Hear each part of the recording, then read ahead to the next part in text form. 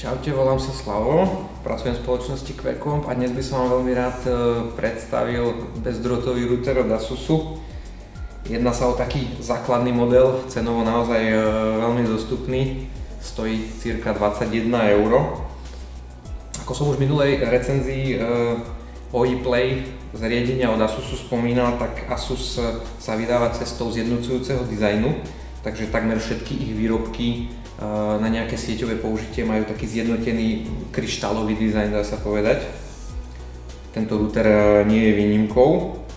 Jedná sa o naozaj veľmi jednoduché zariadenie, hlavne pre domáce použitie, či už pre trojizbový byt alebo nejakú jednoduchú kanceláriu. A hlavná výhoda spočíva v tom, že to nastavenie samotného routera zvládne naozaj takmer každý, aj absolútny laik. Nie je potrebné žiadne CD-čko, nastavenie spočíva v 3 krokoch. Zapojiť kábel, zapnúť teda notebook alebo počítač, zapnúť prehliadač a veselo surfovať po internete. Čiže akékoľvek nastavenie prebehne automaticky, museli by ste mať naozaj nejaké špeciálne údaje od providera, čo si myslím, že v dnešnej dobe už nie je až také časté. Ako som spomenul, nie je potrebné žiadne CD-čko, čiže ani v balení nenájdete vôbec žiadne médium. Naozaj po pripojení kábla si router automaticky rozpozná všetky potrebné údaje a ste pripojení v sieti a môžete veselo surfovať po internete. Router v sebe spája funkciu aj access pointu a takisto aj repeatera.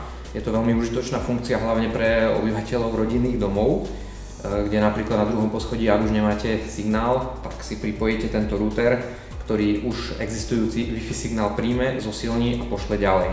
Takže tým pádom si pokryjete vlastne celý dom. Ak by som mal opísať zadný panel, nájdeme štandardné funkcie, tlačítko vlastne na resetovanie, potom je tu tlačítko na zapnutie, vypnutie routera, tlačítko pre pripojenie napájacieho adaptéra. Potom tu máme 4 LAN konektory na pripojenie 4 či už pevných počítačov alebo notebookov cez RJ45 konektor. Potom tu máme internetový vstup, tzv. WAN konektor. Pribudlo špeciálne tlačidlo, tzv. VPS. S tlačením tohto tlačidla si vlastne router automaticky zašifruje danú sieť a vlastne s tlačením jedného tlačidla je okamžite sieť zašifrovaná a zabezpečená.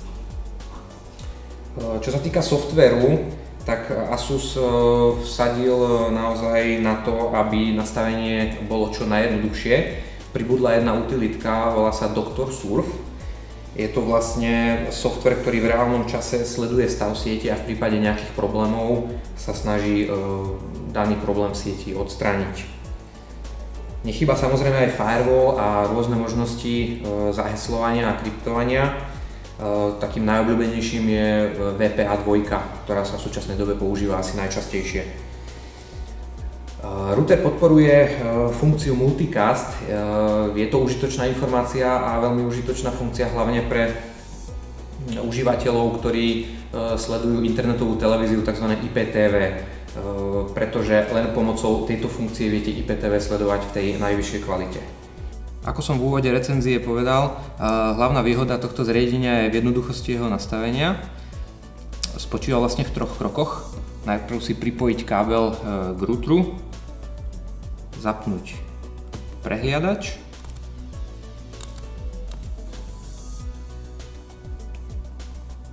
v prehliadači si vlastne treba vyťukať adresu, ktorá je na spodnej strane routera, to je 192.168.1.1.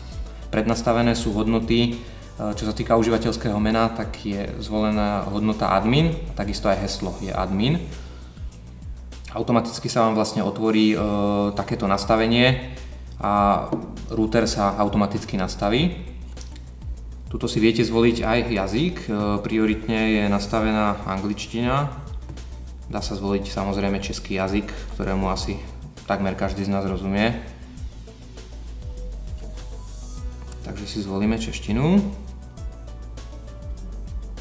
Máme tu stav, úroveň zabezpečenia, vieme si tam daný router potom zaheslovať. Máme tu vlastne ďalšiu položku režim prevádzky.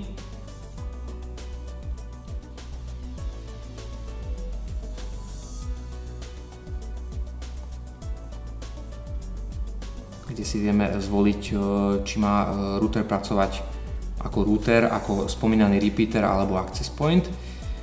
Jednou veľmi dobrou funkciou je EZQoS, správa šírky pásma, kde si vlastne vieme nastaviť prioritu. Čiže pokiaľ ste napríklad vášnivý hráč, chcete len surfovať na internete, stiahovať niečo cez FTP alebo streamovať video, tak si zvolíte,